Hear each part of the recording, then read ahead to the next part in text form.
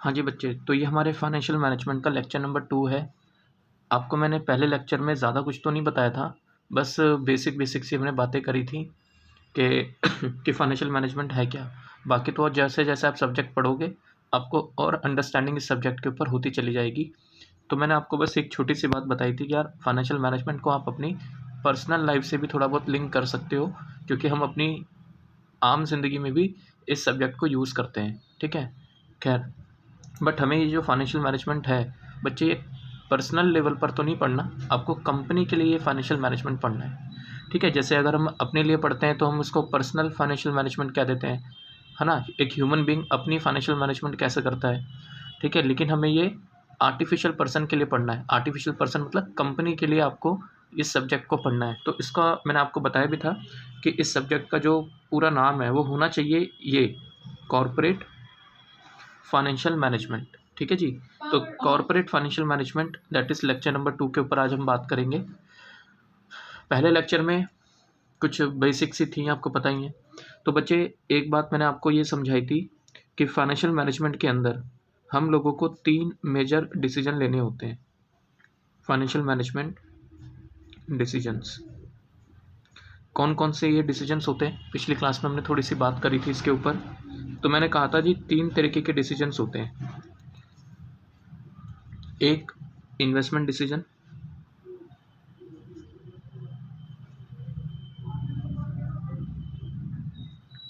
दूसरा financing decision, financing decision, और एक था हमारे पास डिविडेंड डिसीजन, ठीक है जी। और फिर मैंने आपको ये बताया था कि जो हमारा इन्वेस्टमेंट डिसीजन होता है इसको हम 2 पार्ट्स में डिवाइड कर देते हैं, शॉर्ट टर्म इन्वेस्टमेंट डिसीजन और long term investment decision. Long term investment decision, मैं आपको ये चैप्टर पढ़ाऊंगा कि लॉन्ग टर्म इन्वेस्टमेंट डिसीजन कैसे लिए जाते हैं। तो लॉन्ग टर्म इन्वेस्टमेंट डिसीजन, और एक हमारे पास है शॉर्ट टर्म इन्वेस्टमेंट डिसीजन।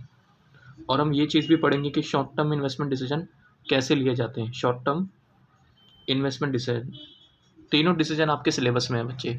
तो जब आप तीनों डिसीजन के बारे में पढ़ लोगे तो आपको ऑटोमेटिकली सब्जेक्ट की अंडरस्टैंडिंग हो ही जाएगी कि सब्जेक्ट किस बारे में आपसे बात करता है। तो शॉर्ट टर्म इन्वेस्टमेंट डिसीजन ये भी आपके सिलेबस में है। हम दोनों डिसीजन के ऊपर बात करेंगे कि लॉन्ग टर्म इन्वेस्टमेंट डिसीजन कैसे लिए जाते हैं और शॉर्ट टर्म इन्वेस्टमेंट डिसीजन कैसे लिए जाते हैं। तो मैंने आपको ये बात समझाई थी बच्चे कि जब हम लॉन्ग टर्म इन्वेस्टमेंट डिसीजन की बात करते हैं तो लॉन्ग टर्म इन्वेस्टमेंट डिसीजन का मतलब होता है investment in fix assets. What does it mean बच्चे? Investment in fix assets.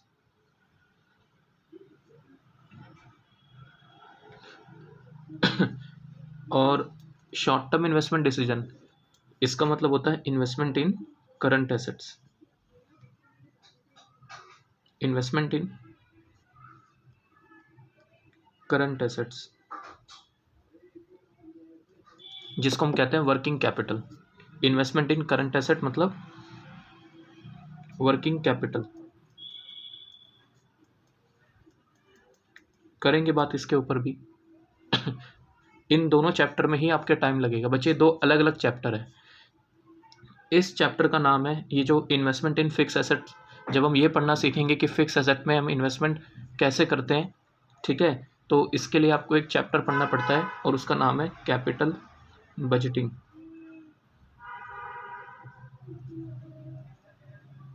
Capital budgeting techniques. मैं आपको यहाँ पे कुछ टेक्निक्स के बारे में बताऊंगा और उन टेक्निक्स के थ्रू हम ये देखेंगे कि लॉन्ग टर्म इन्वेस्टमेंट डिसीजन कैसे लिए जाते हैं बच्चे। और ये बात आपको पता है बच्चे कि लॉन्ग टर्म इन्वेस्टमेंट डिसीजन लेना कोई बच्चों का काम नहीं है। मतलब कहने का मतलब क्या है मेरे, कि it is not a easy task. ये इतना ईजी नहीं है जितना हम सोचेंगे। जितना हम पढ़ेंगे जितना आसान आपको ये लगेगा, प्रैक्टिकल लाइफ में ये उतना ही मुश्किल होता है बच्चे। क्योंकि जब आप इन्वेस्टमेंट करते हो फिक्स एसेट्स में तो आपका एक ह्यूज अमाउंट बिजनेस में इन्वेस्ट हो जाता है। समझ रहे हो? आप ये मानो जितना भी पैसा आप रेज़ करोगे उसका मोस्ट ऑफ द पार्ट आपका फ़िक्स एसेट में इन्वेस्टमेंट रहती है। और फ़िक्स एसेट आपको पता है बच्चे, एक ऐसी एसेट होती है जिसको हम बिज़नेस में यूज़ करने के पर्पज़ से लेके आते हैं। समझ रहे हो? जैसे कि मान लो फैक्ट्री की बिल्डिंग की बात कर लो आप। आपको एक फैक्ट्री बिल्डिंग खरीदनी है, परचेज़ करनी है या उसकी कंस्ट्रक्शन करनी है, व्हाटएवर आप कह लो। यानी कि अगर आप परचेज़ भी करोगे तो भी उसमें एक अच्छा खासा अमाउंट इन्वेस्ट होगा। अगर आप खुद कंस्ट्रक्ट कराओगे तो फ्री में तो कंस्ट्रक्ट वो भी नहीं होगी, ठीक है? पैसा तो उसमें भी लगेगा। समझ रहे हो मेरी बात? एक एस्टिमेटेड फिगर मान लेते हैं, मान लो 50 करोड़ रुपए लगने हैं। तो बच्चे 50 करोड़ रुपए आप अरेंज कहाँ से करोगे? क्या फ्री में मिल जाएगा आपको ये 50 करोड़ रुपए? आपने ये तो डिसाइड कर लिया कि मेरे को फैक्ट्री खरीदनी है या फैक्ट्री में पैसा लगाना है। आपने सोचा जी मैं शूज़ की मैन्युफैक्चरिंग करूँगा। तो बच्चे उस शूज़ की मैन्युफैक्चरिंग करने के लिए आप प्लांट एंड मशीनरी भी लेकर आओगे। कहाँ करोगे? ऑब्वियसली फैक्ट्री, तो फैक्ट्री या तो खरीदोगे या फिर आप उसको रेंटल पर्पज़ पे लोगे। ठीक है? खरीदोगे या कंस्ट्रक्ट कराओगे, जैसा भी होता है, डिपेंड करता है। ठीक है जी? अगर आप रेंटल पर्पज़ पे भी लोगे तो भी तो उसका एक ह्यूज रेंट आपको पे करना पड़ सकता है। समझ रहे हो मेरी बात? तो जब आप ये डिसाइड कर लेते हो कि जी इन्वेस्टमेंट करनी है, आपने कहा जी फैक्ट्री में पैसा लगाएंगे, शूज़ बनाएंगे, तो उसके लिए आपको 50 करोड़ रुपीज़ की रिक्वायरमेंट है। अब आप ये भी तो सोचोगे कि वो 50 करोड़ आएंगे कहाँ से और सोर्स क्या होगा पैसे आने का? क्योंकि आप किसी भी सोर्स से वो 50 करोड़ रुपीज़ रेज़ करो, बच्चे फ्री में तो वो पैसा आपको मिलेगा नहीं। आपको उसके ऊपर कुछ ना कुछ खर्चा तो करना पड़ेगा, ठीक है? उसके लिए आपको चैप्टर पढ़ना पड़ता है फाइनेंसिंग डिसीजन। और इस चैप्टर को पढ़ने के लिए, मतलब फाइनेंसिंग डिसीजन को पढ़ने के लिए आपके सिलेबस में जो चैप्टर्स रखे गए हैं, उन चैप्टर्स का नाम है बच्चे कॉस्ट ऑफ कैपिटल। और यहीं से हम अपने सिलेबस को आगे लेके चलेंगे। कॉस्ट ऑफ कैपिटल नाम से एक चैप्टर है। एक आप चैप्टर पढ़ोगे बच्चे जिसका नाम होगा कैपिटल स्ट्रक्चर। कैपिटल स्ट्रक्चर नाम से एक चैप्टर है बच्चे। इसके बाद आप एक चैप्टर पढ़ोगे लीवरेज। लीवरेज, ये 3 चैप्टर है जो आपको फाइनेंसिंग डिसीजन में स्टडी करने हैं बच्चे। ये बात मैंने आपको लास्ट क्लास में भी बताई थी। ठीक है ना? तो सबसे पहले हम क्या लेते हैं बच्चे, इन्वेस्टमेंट डिसीजन, कि पैसा आपको कहाँ लगाना है। और मैंने आपको ये बात भी समझाई थी कि जब आप लॉन्ग टर्म इन्वेस्टमेंट डिसीजन लेते हो तो आपको उसके लिए पहले एक प्रोजेक्ट रिपोर्ट बनानी पड़ती है। ठीक है ना? ये सारी बातें मैंने आपको बताई थी। जब हम लॉन्ग टर्म इन्वेस्टमेंट डिसीजन लेते हैं तो हम उस प्रोजेक्ट की फीजिबिलिटी रिपोर्ट भी बनाते हैं और उसकी वायबिलिटी भी हम चेक करते हैं। वायबिलिटी मतलब उसकी प्रॉफिटेबिलिटी भी चेक करते हैं। और प्रॉफिटेबिलिटी कैसे चेक की जाती है, उसके लिए चैप्टर है कैपिटल बजटिंग। ठीक है? फीजिबिलिटी क्या होता है बच्चे, कि हम इस बिज़नेस को कर पाएंगे या नहीं कर पाएंगे, मतलब कर सकते हैं बिज़नेस, नहीं कर सकते। और बिज़नेस करने के लिए जो भी आपको रिक्वायरमेंट है, क्या वो सब पूरी हो रही हैं या नहीं हो रही। ठीक है ना? ये सारी बातें मैंने आपको लास्ट क्लास में काफ़ी अच्छे से उसको मैंने समझाई थी। ठीक है? बिज़नेस आइडिया जिसको मैंने आपको कहा था, ये रहा। ये जो आपका लॉन्ग टर्म इन्वेस्टमेंट डिसीजन है जिसमें फिजिबिलिटी एनालिसिस होता है, जिसको हम क्या कहते हैं बच्चे, बिज़नेस आइडिया, प्रोजेक्ट प्लानिंग। ठीक है? प्रोजेक्ट की प्लानिंग तो करोगे ना आप, कि किसी भी प्रोजेक्ट को शुरू करने से पहले आप ये देखोगे कि क्या आपके पास लेबर अवेलेबल है या नहीं, है ना? कहते हैं ना मैन मटेरियल और man man money machines etcetera. ठीक है? फंड्स कहाँ से आएंगे, टेक्नोलॉजी क्या यूज़ करोगे, पानी की अवेलेबिलिटी होगी नहीं होगी, पावर अवेलेबिलिटी होगी नहीं होगी, समझ रहे हो? फाइनेंस की अवेलेबिलिटी की, आपने ये तो सोच लिया पैसा कहाँ से आएगा, लोकेशन प्रोजेक्ट की, मतलब मटेरियल आपको अवेलेबल होगा नहीं होगा, कहाँ से आपके पास मटेरियल आएगा एंड ऑल दैट। तो ये सारी बातें आपको इन्वेस्टमेंट डिसीजन लेने से पहले करना पड़ता है। प्रोजेक्ट रिपोर्ट बनती पूरी। और ये जब प्रोजेक्ट रिपोर्ट होती है, कौन बनाता है? ये चार्टर्ड अकाउंटेंट्स बनाते हैं या एमबीए बनाते हैं, फाइनेंस, जिन्होंने एमबीए फाइनेंस की होती है वो लोग भी प्रिपेयर करते हैं। मेनली चार्टर्ड अकाउंटेंट्स बनाते हैं इसको। ठीक है? Contents of project reports. ठीक है? ये देखो क्या लिखा है, द प्रोजेक्ट रिपोर्ट प्रिपेयर्ड, जो आपने प्रोजेक्ट रिपोर्ट बनाई है, it helps in the determination of the fact that the business can be done या अंडरटेकन और नॉट। क्या मुझे इस बिजनेस को अंडरटेक करना चाहिए, नहीं करना चाहिए। ठीक है? क्योंकि आपके पास पहले सारी चीज़ें अवेलेबल होनी चाहिए, तब तो आप आगे स्टेप बढ़ाओगे, है ना? तो वो चीज़ें होती हैं बच्चे। ठीक है? Once it is assessed that the various resources, आप ये कह लो कि आपके पास रिसोर्सेज अवेलेबल होंगे या नहीं होंगे, उसके लिए आप बनाते हो प्रोजेक्ट रिपोर्ट। तो once it is assessed that the various resources required will be made available, then the second step should be taken to assess the profitability of the project. सबसे पहले हम क्या चेक करते हैं कि आपके पास रिसोर्सेस अवेलेबल होंगे या नहीं होंगे बिजनेस को आगे कैरी करने के लिए। चलो आपने प्रोजेक्ट रिपोर्ट बनाई, आपके पास सारे रिसोर्सेस अवेलेबल होंगे। अब हम अपना सेकंड स्टेप आगे बढ़ाते हैं कि जी क्या उस बिज़नेस में प्रॉफिट है या नहीं है। प्रॉफिटेबिलिटी उसकी चेक की जाती है, जिसको हम क्या बोलते हैं बच्चे, वायबिलिटी एनालिसिस। हम इतना क्यों स्ट्रेस डाल रहे हैं इस इन्वेस्टमेंट डिसीजन पे, वो भी लॉन्ग टर्म इन्वेस्टमेंट डिसीजन पे हम इतना स्ट्रेस क्यों डाल रहे हैं बच्चे? ये इसलिए डाल रहे हैं क्योंकि ह्यूज इन्वेस्टमेंट इन्वॉल्व होती है इसके अंदर। आप एक चीज़ सोच के देखो, आप फैक्ट्री लगाओगे, प्लांट एंड मशीनरी होगा, फर्नीचर होगा, और भी बहुत सारी फिक्स एसेट्स आप यूज़ करोगे, क्योंकि फिक्स एसेट्स में पैसा लगाने का मतलब है लंबे टाइम के लिए पैसा लगाना। ये तो है नहीं कि आज पैसा लगाया 6 महीने बाद जो है पैसा फैक्ट्री बेच देंगे पैसा आ जाएगा। फैक्ट्री हम किस लिए लगाते हैं? बेचने के लिए थोड़ी ना लगाते हैं। उसमें मैन्युफैक्चरिंग करेंगे, यूज़ करेंगे उस फैक्ट्री को अपने बिजनेस में, इसलिए लगाई जाती है। तो इन्वेस्टमेंट डिसीजन बहुत सोच समझ के लिया जाता है, वो भी लॉन्ग टर्म इन्वेस्टमेंट डिसीजन की बात कर रहा हूँ मैं आपसे अभी तो। ठीक है, तो द सेकंड स्टेप क्या होता है बच्चे? To check the profitability of the project. और वो कैसे चेक की जाती है?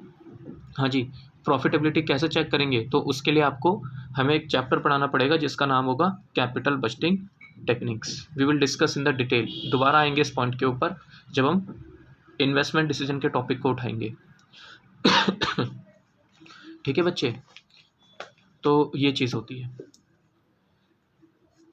फिर शॉर्ट टर्म इन्वेस्टमेंट डिसीजन, यानी कि इन्वेस्टमेंट इन करंट एसेट्स, जिसका नाम है working capital management. Working capital management, ठीक है बच्चे। और इसके लिए आपको जो चैप्टर्स पढ़ने हैं इस वर्किंग कैपिटल मैनेजमेंट में, यानी कि करंट एसेट्स मैनेजमेंट, ये भी बहुत इंपॉर्टेंट डिसीजन होता है। तो जब आएंगे तब बात करेंगे कि ये इंपॉर्टेंट डिसीजन कैसे है।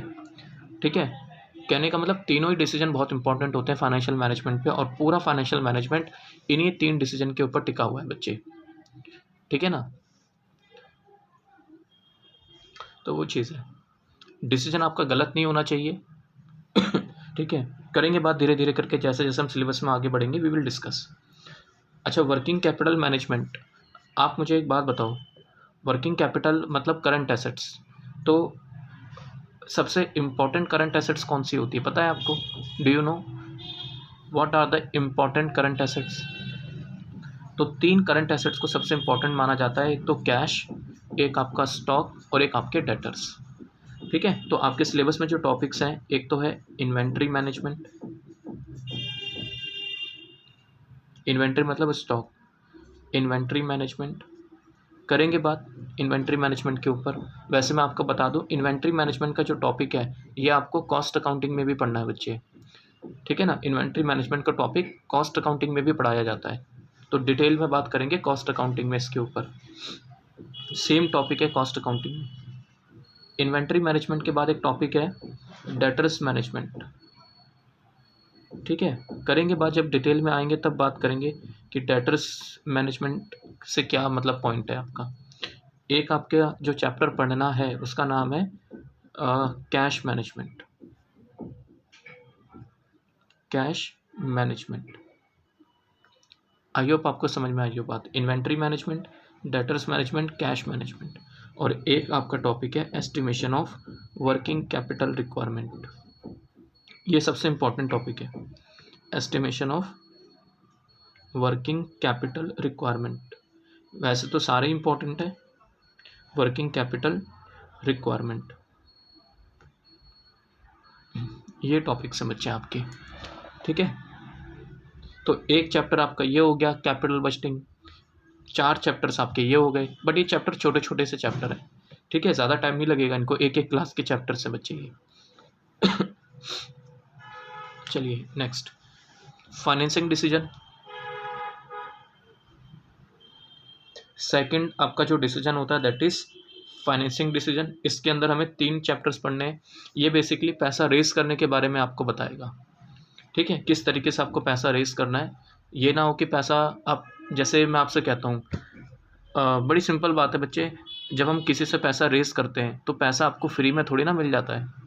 जो सामने वाला बंदा आपको पैसा देगा तो क्या वो उसकी कॉस्ट आपसे चार्ज नहीं करेगा? करेगा, क्योंकि फ्री में तो कुछ भी नहीं आता आज की डेट में।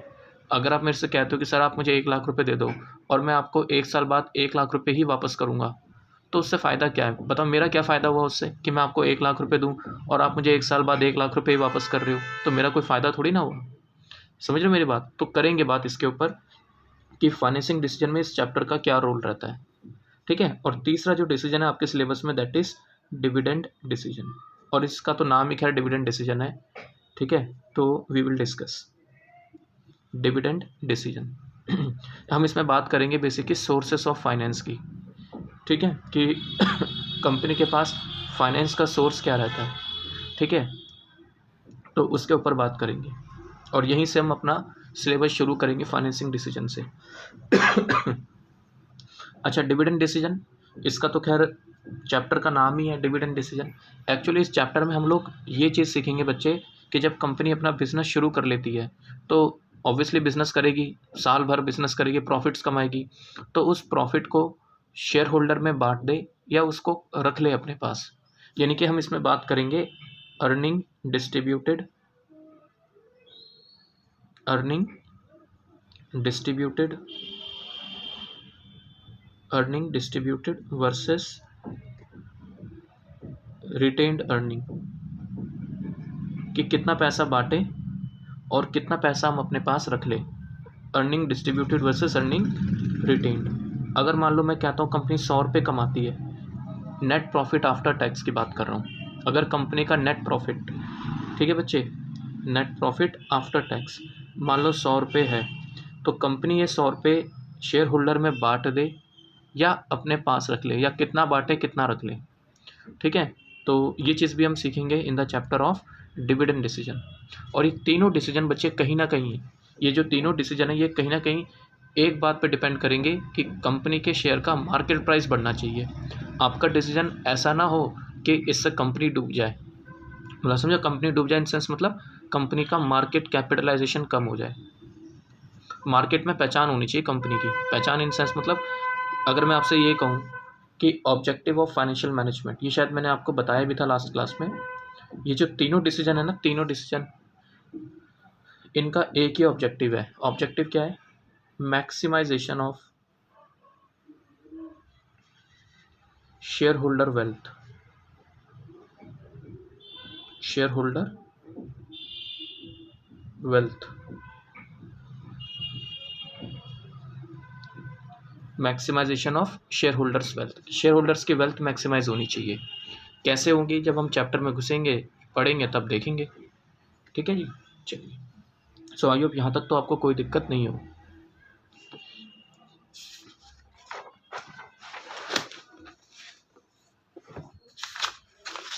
नेक्स्ट एक पॉइंट मैं आपको बताता हूँ बच्चे, देखो अगर मैं किसी भी कंपनी के सोर्स ऑफ फाइनेंस की बात करूँ ना आपसे, किसी भी कंपनी के पास अगर पैसा आने का सोर्स है तो वो क्या हो सकता है?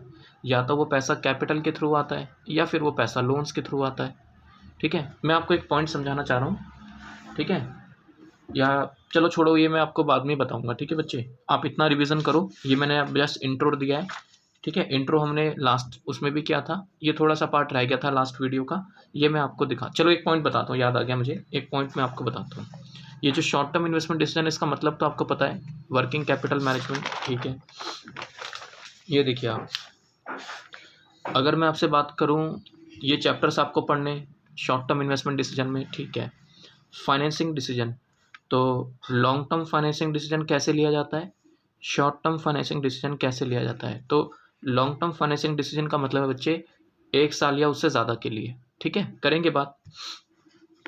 शॉर्ट टर्म फाइनेंसिंग डिसीजन मतलब लेस देन 1 ईयर। अगर मैं आपसे कहूँ लॉन्ग टर्म फाइनेंसिंग डिसीजन, तो इसके लिए आपको जो 3 चैप्टर्स पढ़ने हैं वो यही पढ़ने, कैपिटल स्ट्रक्चर, लीवरेज और कॉस्ट ऑफ कैपिटल। ये चैप्टर आप पढ़ोगे और इसमें आप ये चीज़ सीखोगे कि लॉन्ग टर्म फाइनेंस किस तरीके से रेज होता है और हमें क्या खर्चा पे करना पड़ता है इसके ऊपर, ठीक है, करेंगे बात। और short term investment decision, short term financing decision like bank finance, factoring, debtor, commercial paper, trade credit वगैरह वगैरह। बीकॉम के सिलेबस में ये सारी चीज़ें नहीं है, ठीक है। टाइम रहा तो मैं आपको हल्की फुल्की थ्योरी ज़रूर बताऊंगा, लेकिन अगर कोई बच्चा सीए का होगा तो उसके सिलेबस में तो ये सारा है, सब कुछ पढ़ना है उसको तो, ठीक है। लेकिन एक बीकॉम का स्टूडेंट होगा तो उनको ये सारी चीज़ें शॉर्ट टर्म फाइनेंसिंग डिसीजन नहीं पढ़ने, लॉन्ग टर्म फाइनेंसिंग डिसीजन तो उसके सिलेबस में है ही ऑब्वियसली। ठीक है जी, तो ये चीज़ें बच्चे। तो अगर हम लॉन्ग टर्म फाइनेंसिंग डिसीजन की बात करें तो ये सारे सोर्स हैं पैसा आने के। सोर्स क्या है, मतलब ये 3 चैप्टर्स आपको पढ़ने हैं, फिर हम इस चैप्टर के जब डेप्थ में जाएंगे तब बात करेंगे आपसे। ठीक है, तो ये आपका शॉर्ट टर्म फाइनेंसिंग डिसीजन।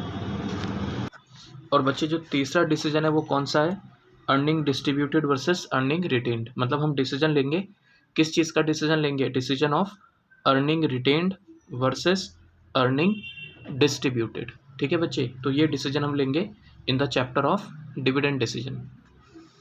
ठीक है जी, तो ये चीज़ है बच्चे। अच्छा, इसके बाद एक टॉपिक है जो आपको ये कहता है कि जो ये फाइनेंशियल मैनेजमेंट के 3 डिसीजंस हैं, फाइनेंशियल मैनेजमेंट के जो 3 डिसीजन है, इन्वेस्टमेंट डिसीजन, फाइनेंसिंग डिसीजन और आपका डिविडेंड डिसीजन। तो मुझे आप ये बताओ, क्या इन तीनों का आपस में कोई रिलेशन है या नहीं है। तो उसकी बात कर रहे हैं कि is there any relationship between the 3 financing decision.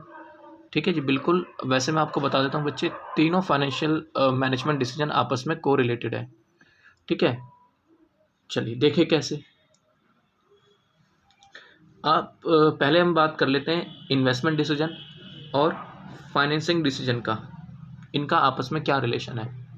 ठीक है, फिर बात कर लेंगे इन्वेस्टमेंट और डिविडेंड डिसीजन का आपस में क्या रिलेशन है, और फिर बात कर लेंगे कि डिविडेंड डिसीजन और फाइनेंसिंग डिसीजन का आपस में क्या रिलेशन है। ठीक है, चलिए तो पहले बात करते हैं इन्वेस्टमेंट डिसीजन और फाइनेंसिंग डिसीजन का आपस में क्या रिलेशन है। तो बच्चे मुझे एक बात बताओ, आप ये देखो क्या लिखा हुआ है, लिखा है for making the new investment finance is needed. बताओ हाँ या ना। अगर आपको पैसा इन्वेस्ट करना है तो आपको फाइनेंस की तो ज़रूरत होगी। तो यहाँ तो डायरेक्ट रिलेशन नज़र आ रहा है आपको कि for making the new investment finance is needed obviously. आगे लिखा है for long term investment decision. ठीक है, अगर आपको लॉन्ग टर्म इन्वेस्टमेंट डिसीजन लेना है तो मुझे बताओ आप कौन से फाइनेंस को यूज़ करोगे। चलिए मैं थोड़ा सा आपको समझाता हूँ, यही पॉइंट मैं पहले समझाने वाला था जो मैं रुक गया था बीच में।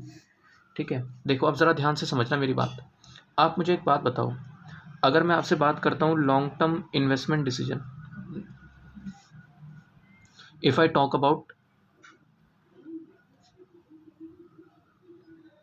या ऐसे मैं कहता हूँ, मान लो इन्वेस्टमेंट डिसीजन है, तो आपको पता है इन्वेस्टमेंट डिसीजन 2 तरीके के हैं, 2 तरीके की इन्वेस्टमेंट है जो आपको देखना है।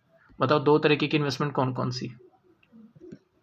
एक तो आपका लॉन्ग टर्म इन्वेस्टमेंट डिसीजन, हाँ या ना, लॉन्ग टर्म इन्वेस्टमेंट डिसीजन, और दूसरा शॉर्ट टर्म इन्वेस्टमेंट डिसीजन।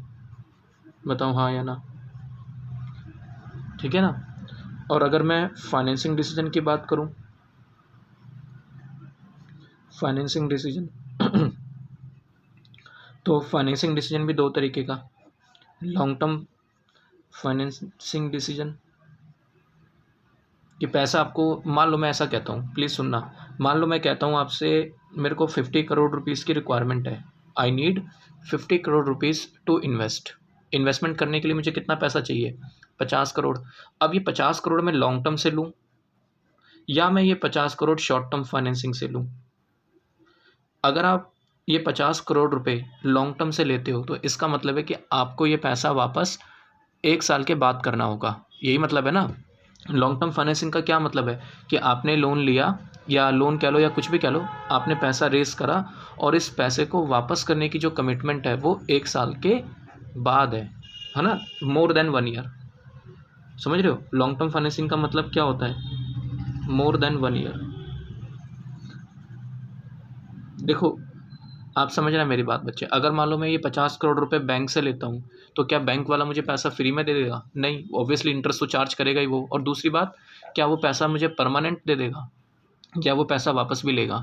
बच्चे वो पैसा वापस मांगेगा आपसे, ठीक है, लेकिन हाँ जल्दी नहीं होगी। मान लो आपको 5 साल के लिए 50 करोड़ रुपए चाहिए, तो 5 साल तक आप ये पैसा अपने पास रखो, 5 साल तक उसका ब्याज पे करते रहो और यूज़ करो आप उस पैसे को अपने बिजनेस में। तो ये देखना पड़ेगा कि आपको ये 50 करोड़ रुपए किस रिक्वायरमेंट के लिए चाहिए। तो ये डायरेक्ट रिलेशन होता है बच्चे। 50 करोड़ रुपए आपको अपने इन्वेस्टमेंट के लिए चाहिए, ठीक है। अब इन्वेस्टमेंट भी तो दो तरीके की है, लॉन्ग टर्म इन्वेस्टमेंट डिसीजन और शॉर्ट टर्म इन्वेस्टमेंट डिसीजन। समझना मेरी बात। अगर मैं आपसे कहता हूँ कि मुझे 50 करोड़ रुपए चाहिए long term investment decision, factory में लगाना है, तो आप बताओ ये पैसा आप कहाँ से रेस करोगे? क्या आपको ये पैसा लॉन्ग टर्म से रेस करना चाहिए या आपको ये पैसा शॉर्ट टर्म से रेस करना चाहिए? तो यही बातें हम लोग, तो बताओ आपस में इनका डायरेक्ट रिलेशन है या नहीं? ऑब्वियसली। तो इन्वेस्टमेंट डिसीजन और फाइनेंसिंग डिसीजन का तो डायरेक्ट रिलेशन आपको नजर आएगा, ठीक है। और शॉर्ट टर्म फाइनेंसिंग का मतलब क्या होता है? Less than 1 year. जैसे बैंक से मान लो आपने ओवरड्राफ्ट कराया है ना, जिसके हम बात करते हैं, ट्रेड क्रेडिट वगैरह, ये सारी चीज़ें, बैंक फाइनेंस, कमर्शियल पेपर्स वगैरह, तो less than 1 year. Short term financing मतलब आपने पैसा रेस तो कर लिया बट आपको वापस विद इन 1 ईयर करना पड़ेगा, ठीक है। बैंक से लोन ले लिया, डिबेंचर्स आपने इशू कर लिया या प्रेफरेंस शेयर से आपने पैसा ले लिया। अब आप बोलो सर इक्विटी शेयर से भी तो ले सकते हैं। अगर आप इक्विटी शेयर से पैसा लोगे तो क्या आपको ये पैसा वापस करने की कोई कमिटमेंट होती है क्या? बचपन में आपने पढ़ा होगा 11th-12th में। तो इक्विटी शेयर से जब हम पैसा लेते हैं तो बच्चे ये पैसा कंपनी में हमेशा के लिए आ जाता है, ये पैसा वापस करने की कोई कमिटमेंट नहीं होती। बट हम पढ़ेंगे कि फिर भी हम इक्विटी से पैसा नहीं लेंगे, करेंगे हम बात कि इक्विटी से पैसा लेना चाहिए नहीं लेना चाहिए, कब लेना चाहिए। तो ये सारी बातें हम लोग फाइनेंसिंग डिसीजन के चैप्टर में स्टडी करेंगे, ठीक है ना बच्चे। तो इनका आपस में रिलेशन हो गया बच्चे। तो बस मेरा क्वेश्चन क्या है, मेरा क्वेश्चन सुनना बच्चे। मुझे 50 करोड़ रुपए चाहिए और ये 50 करोड़ रुपीस मुझे किस लिए चाहिए बच्चे? लॉन्ग टर्म इन्वेस्टमेंट डिसीजन लेने के लिए, यानी कि मैं फिक्स एसेट्स में पैसा लगाना चाहता हूँ। तो बताओ फिक्स एसेट्स में अगर मैं पैसा लगाऊंगा तो ये फिक्स एसेट में पैसा लगाने के लिए मुझे पैसा कहाँ से रेस करना चाहिए? क्या ये पैसा मुझे लॉन्ग टर्म से लेना चाहिए? ये 50 करोड़ पूरा का पूरा किससे? पूरा का पूरा लॉन्ग टर्म से, ठीक। क्वेश्चन समझ लिया ना मैंने क्या बोला? मुझे फिक्स एसेट में इन्वेस्ट करने के लिए कितना पैसा चाहिए? 50 करोड़। पहला। दूसरा पॉइंट, ये 50 करोड़ अब मैं रेस कहाँ से करूँ? ये 50 करोड़ पूरा का पूरा क्या मुझे लॉन्ग टर्म से रेस करना चाहिए या ये 50 करोड़ पूरा का पूरा शॉर्ट टर्म से रेस करना चाहिए या मुझे ये 50 करोड़ दोनों से रेस करना चाहिए? बताओ आप सोच के। तो बच्चे देखो, अगर आपके मन में ये डाउट आ रहा है कि सर दोनों से रेस कर लो, तो बच्चे वो डाउट आपका गलत है। उसका रीज़न है कि मान लो आपने 50 करोड़ में से, मैं ऐसा कहता हूँ 20 करोड़ रुपीज़ आपने बैंक से लिया ओवरड्राफ्ट की फॉर्म में, विद इन 1 ईयर आपको वो पैसा वापस भी करना है 20 करोड़। तो आप मुझे बताओ, जब आप ये पैसा फिक्स एसेट में इन्वेस्ट कर दोगे, अगर आप ये पैसा फिक्स एसेट में इन्वेस्ट कर देते हो तो वो तो परमानेंट इन्वेस्ट हो गया कंपनी में, मतलब फैक्ट्री में लग गया वो पैसा। अब आप इस पर तो काम करना शुरू करोगे, लेकिन विद इन 1 ईयर 20 करोड़ आपको वापस भी तो करने हैं। वो कहाँ से आएगा फिर? क्या फैक्ट्री बेच के पैसा दोगे? इतना जल्दी तो, जब मतलब इनिशियल स्टेज पे तो बच्चे बिजनेस में प्रॉफिट भी नहीं होते। पहला साल है, पहले साल के अंदर आप बिजनेस करोगे, किस चीज़ पे ध्यान दोगे? तो फर्स्ट इनिशियल ईयर्स में तो वैसे ही कंपनी प्रॉफिट से जूझ रही होती है कि होंगे नहीं होंगे पता ही नहीं होता, नया नया बिजनेस शुरू करा है, तो वो देखना पड़ता है। तो ऐसा बोला जाता है, बोला क्या जाता है, ऐसा ही होता है कि जब हमें लॉन्ग टर्म इन्वेस्टमेंट डिसीजन लेना हो ना, तो आप हमेशा लॉन्ग टर्म फाइनेंसिंग से पैसा रेस करो बच्चे, always. Long term investment decision should always be financed from long term finance.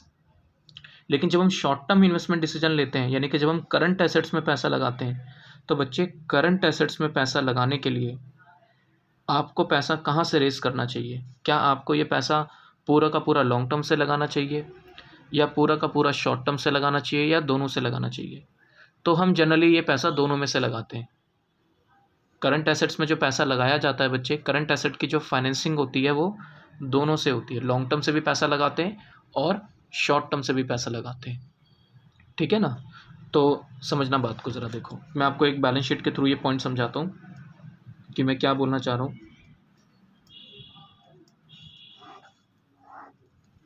मान लो मैं कहता हूँ फिक्स एसेट से मेरे पास लेट्स से 500 करोड़, ठीक। और यहाँ पर मेरे पास जो करंट एसेट्स हैं, लेट्स से ये है मेरे पास 200 करोड़, ठीक, 2 CR, तो मतलब टोटल 700 करोड़ की मेरे पास इन्वेस्टमेंट है। बताओ हाँ या ना। ये क्या है कंपनी का इन्वेस्टमेंट डिसीजन कि भाई फिक्स एसेट में 500 करोड़ है, करंट एसेट में 200 करोड़ है। ठीक है, तो यहाँ पे मान लेते हैं इक्विटी शेयर कैपिटल, कुछ यहाँ पे हम प्रेफरेंस शेयर कैपिटल लिख लेते हैं, चलो ठीक है, और कुछ हमारे पास यहाँ पे डिबेंचर्स वगैरह है। ये कंपनी के लॉन्ग टर्म फाइनेंसर होते हैं जो कंपनी को लंबे टाइम के लिए पैसा देते हैं।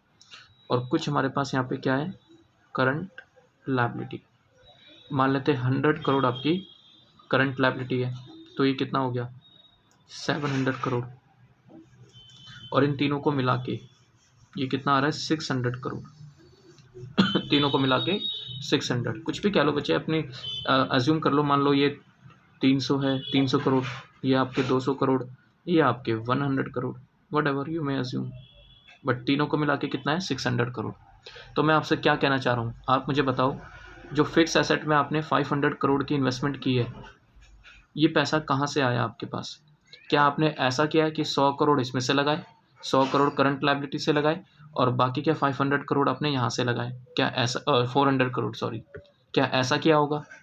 नहीं, ऐसा करोगे ना तो ब्लंडर हो जाता है। ब्लंडर मतलब समझते हो, सबसे गंदा financial management decision. Long term assets यानी कि फिक्स एसेट हमेशा हमेशा कहाँ से फाइनेंस हमेशा कहाँ से फाइनेंस होनी चाहिए? लॉन्ग टर्म से। Fix asset should always be financed from long term funds. तो 600 करोड़ में आपने 500 करोड़ यहाँ लगाए, ठीक है, तो अभी भी कितना रह गया 100 करोड़, वो कहाँ लगाएंगे? वो आपने यहाँ लगाए होंगे करंट एसेट्स में। करंट एसेट में जो पैसा आपने 200 करोड़ लगाया है, ये पैसा कहाँ से आया आपके पास? 100 करोड़ तो बच्चे आपने ये लगाया 100 करोड़, और बाकी के 100 करोड़ आपने ये वाले लगाए। समझ रहे हो आप मेरी बात? तो current asset should be financed from both long term funds and short term funds, and fix asset should always be financed from long term funds. समझ आई मेरी बात यहाँ तक? और ध्यान देना मेरी बात पे, करंट एसेट्स को आपने जो फाइनेंस किया है वो करंट लायबिलिटी से भी किया है और लॉन्ग टर्म से भी किया है। बताओ हाँ या ना। तो बच्चे जितना पैसा आपने लॉन्ग टर्म से फाइनेंस किया है ना करंट एसेट्स को, सुनना मेरी बात, जितना पैसा आपने लॉन्ग टर्म से करंट एसेट में लगाया है, या मैं ऐसा कहूँ कि करंट एसेट्स को लॉन्ग टर्म से जो आपने फाइनेंस किया है बच्चे, उसको कहते हैं working capital, that is called working capital. आपने एक इक्वेशन पढ़ी होगी अपने बचपन में, वर्किंग कैपिटल कैसे लिखते हैं? वर्किंग कैपिटल क्या होती है? करंट एसेट्स, बताओ हाँ या ना, माइनस करंट लायबिलिटी। बोलते हो ना ऐसा, करंट लायबिलिटी, बताओ हाँ या ना। तो करंट एसेट्स में से हम करंट लायबिलिटी माइनस कर देते हैं तो क्या आ जाता है? Working capital. तो पता है फाइनेंशियल मैनेजमेंट में हम इसको किस तरीके से डिफाइन करते हैं? अगर थोड़ा सा अच्छे मैनर में अगर हम इसको डिफाइन करें तो हम कहते हैं वर्किंग कैपिटल क्या होती है बच्चे? It is that part of current assets, ये करंट एसेट्स का वो हिस्सा होता है which is it is that part of current assets which is financed from long term funds.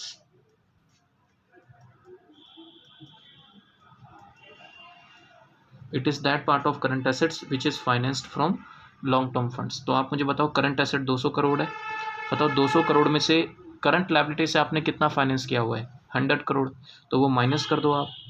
फिर करंट लायबिलिटी से अगर आपने 100 करोड़ माइनस किया तो बाकी के 100 करोड़ आपने कहाँ से फाइनेंस किए? लॉन्ग टर्म से, और उसी को हम क्या कहते हैं? Working capital. ठीक है ना? तो वर्किंग कैपिटल क्या होती है? करंट एसेट्स का वो हिस्सा जो कहाँ से फाइनेंस है? लॉन्ग टर्म से, that is called working capital. समझ रहे हो मेरी बात? तो ये चीज़ें होती हैं, ठीक है ना? तो इन्वेस्टमेंट डिसीजन और फाइनेंसिंग डिसीजन का तो आपस में रिलेशन है, तो ये वही लिखा हुआ है बच्चे, इन्वेस्टमेंट डिसीजन और फाइनेंसिंग डिसीजन का आपस में रिलेशन है। तो क्या लिखा है कि for making the new investment finance is needed, ठीक बात है। फिर आगे लिखा है for long term investment decision we need long term finance, and for short term investment decision we need both long term and short term finance. ठीक है ना। तो ये बात आपको समझ में आ गई कि इन दोनों का आपस में रिलेशन है। ठीक है, अब मैं आपको ये बताता हूँ कि इन्वेस्टमेंट डिसीजन और डिविडेंड डिसीजन का आपस में क्या रिलेशन है। अच्छा मुझे एक बात बताओ, जब हम पैसा इन्वेस्ट करते हैं तो ये सोच के इन्वेस्ट करते हैं कि यहाँ से पैसा कम कमाएंगे। मान लो आपने सोचा जी मुझे शू मैन्युफैक्चरिंग करनी है, तो क्या आप ये सोच के इस बिज़नेस में पैसा डाल रहे हो कि हम प्रॉफिट नहीं कमाएंगे? ऐसा तो कोई भी नहीं करता। भाई हर एक बंदा जब पैसा इन्वेस्ट करता है तो वो यही सोच के करता है कि मुझे इस प्रोजेक्ट से इनकम कमानी है, प्रॉफिट्स कमाने हैं। तो मुझे आप ये बताओ, मैं जितना ज़्यादा प्रॉफिट कमाऊँगा, बताओ डिविडेंड उतना ज़्यादा बाँटूँगा कि नहीं? बताओ हाँ या ना? ठीक है, और उतना ही पैसा जितना ज़्यादा कमाऊँगा उतना ज़्यादा बाँट भी सकता हूँ और उतना ज़्यादा मैं अपने पास रिटेन करके भी रख सकता हूँ, जो है फ्यूचर के लिए। ठीक है, फ्यूचर ग्रोथ के लिए। तो ये वही चीज़ तो लिखी है, company makes investment to earn better and higher dividend for equity share holder. भाई जितना कमाएंगे, जितना ज़्यादा कमाएंगे उतना हम ज़्यादा शेयर होल्डर में बांटेंगे, ताकि शेयर होल्डर भी हमारा खुश रहे। क्योंकि शेयर होल्डर खुश नहीं रहेगा तो कंपनी आगे चलेगी भी नहीं फिर, क्योंकि पैसा लगा तो शेयर होल्डर का ही है उसमें। तो कमाती कंपनी किसके लिए? शेयर होल्डर के लिए। तो जितना अच्छी इन्वेस्टमेंट आप करोगे उतना ज़्यादा प्रॉफिट कमाओगे, और जितना ज़्यादा प्रॉफिट कमाओगे उतना ज़्यादा आप डिविडेंड डिस्ट्रीब्यूट कर पाओगे अपने शेयर होल्डर के अंदर। समझ आई बच्चे मेरी बात यहाँ तक? तो इनका भी आपस में रिलेशन है। अब बात करते हैं आपका डिविडेंड डिसीजन और फाइनेंसिंग डिसीजन का आपस में क्या रिलेशन है। तो ये तो समझ में आ गया कि इन्वेस्टमेंट और फाइनेंसिंग का तो है, इन दोनों का आपस में रिलेशन है, ये आपको समझ आ गया। इन्वेस्टमेंट डिसीजन और डिविडेंड डिसीजन का भी आपस में रिलेशन है बच्चे। ठीक है, तो आई होप आपको ये बात भी समझ में आई हो। अब बात करते हैं डिविडेंड डिसीजन और फाइनेंसिंग डिसीजन का कैसे आपस में रिलेशन है। ठीक है, चलिए देखो, मैंने आपको बताया था कि मान लो कंपनी 100 रुपये कमाती है, 100 रुपीज़ कंपनी अर्न करती है, तो क्या कंपनी ये सारा पैसा शेयर होल्डर में बांट देती है, या बांट देना चाहिए? मैं ऐसा बोलूँ, क्या 100 रुपये पूरे बांट देने चाहिए शेयर होल्डर में? अगर आपने ऐसा कर दिया, मान लो कंपनी ने पूरा का पूरा 100 रुपये शेयर होल्डर में बांट दिया, तो बच्चे मुझे ये बताओ, क्या कंपनी ने अपने पास कुछ रखा फ्यूचर ग्रोथ के लिए? फ्यूचर में अगर मान लो पैसे की ज़रूरत पड़ गई, तो क्या हम बैंक वालों के पास जाएंगे कि लाओ जी पैसा दे दो हमें, और फिर हम उस पर ब्याज भी देते रहेंगे? ऐसा नहीं होता बच्चे। कंपनी जो प्रॉफिट कमाती है, नेट प्रॉफिट आफ्टर टैक्स, इसमें से कंपनी कुछ पैसा डिविडेंड की फॉर्म में बांट लेती है और कुछ पैसा कंपनी अपने पास रिटेन कर लेती है, रिटेन्ड अर्निंग। आप समझ रहे हो मेरी बात? कुछ पैसा कंपनी अपने पास रिटेन कर लेती है बच्चे। और ये जो पैसा कंपनी ने रिटेन करा अपने पास, ये जो पैसा कंपनी अपने पास रिटेन कर रही है बच्चे, कंपनी इसका क्या करेगी? फ्यूचर में यूज़ करेगी। अगर फ्यूचर में कभी कंपनी को पैसे की ज़रूरत हो गई, तो बाहर से रेस करने से अच्छा है कि अपना इंटरनली जनरेटेड फंड्स कंपनी के पास होते हैं। बताओ हाँ या ना? आप एक्सटर्नली फंड्स रेस करोगे, आप इक्विटी शेयर से पैसा लोगे, या डिबेंचर होल्डर से पैसा लोगे, या प्रेफरेंस शेयर होल्डर से पैसा लोगे, या बैंक से आप पैसा लोगे। मतलब एक्सटर्नल सोर्स है ना ये सारी चीज़, तो कि आप कंपनी के बाहर से पैसा ले रहे हो। लेकिन अगर आपके पास कंपनी के अंदर ही पैसा पड़ा हो तो वो बेटर है, आप वो यूज़ करो। आप बाहर से क्यों पैसा ले रहे हो? तो रिटेन्ड अर्निंग मतलब ये एक तरीके से सोर्स ऑफ फाइनेंस का काम करता है कंपनी के लिए। समझ रहे हो ना मेरी बात? और ये पैसा बाहर से रेस नहीं किया गया, कंपनी ने इंटरनली जनरेट करा इस पैसे को। 100 रुपये में से मान लो 60 रुपीज़ कंपनी ने डिविडेंड बांट दिया, 60% डिविडेंड बांट दिया, 40 रुपीज़ 40% आप कह सकते हो कि कंपनी ने पैसा रख लिया अपने पास, फ्यूचर में यूज़ करेंगे। ठीक है, तो इसका मतलब डिविडेंड डिसीजन आपको क्या बताता है? पहले आप मुझे बताओ, डिविडेंड डिसीजन आपको क्या कहता है कि कितना पैसा बांटें और कितना पैसा रखें? Earning distributed versus earning retained, इसी के ऊपर आपका इन्वेस्टमेंट कौन सा है, ये डिविडेंड डिसीजन बात करता है। जैसे आपने डिविडेंड डिसीजन लिया तो उसमें आया कि भाई 60 रुपीज़ आप बांट दो, 40 रख लो। बताओ इस 40 को फिर आप क्या करोगे? यूज़ करोगे आगे एज अ फाइनेंस, कि आप इस 40 रुपये को कहीं और इन्वेस्ट करोगे फिर, तो एज अ फाइनेंस आप इसको यूज़ करोगे। तो इनका भी आपस में रिलेशन है देखो। तो retained earning are internally generated finance, बाहर से रेस करने की ज़रूरत नहीं है इस फाइनेंस को। तो retain earning are internally generated finance represents dividend forgone by equity share holder. तो जो इक्विटी शेयर होल्डर ने डिविडेंड फॉरगो कर दिया, छोड़ दिया, वही तो क्या है बच्चे, रिटेन अर्निंग है ना। तो उस पैसे को आप एज ए फाइनेंस के तौर पे यूज़ कर सकते हो। तो इनका भी आपस में रिलेशन है। और एग्ज़ाम में ये क्वेश्चन बच्चे आ चुका है कि रिलेशनशिप बिटवीन 3 फाइनेंसिंग डिसीजन आ चुका है, बीकॉम में भी आया हुआ है, सीए के एग्ज़ाम में भी ये टॉपिक आया हुआ है। सो आई होप आपको समझ में आई हो बच्चे बातें, ठीक है। सो प्लीज़ इसको इतना रिवाइज करो। नेक्स्ट क्लास में हम अपना सिलेबस शुरू करेंगे, cost of capital financing decision से हम अपना सिलेबस शुरू करेंगे बच्चे, ठीक है ना। ओके बच्चे।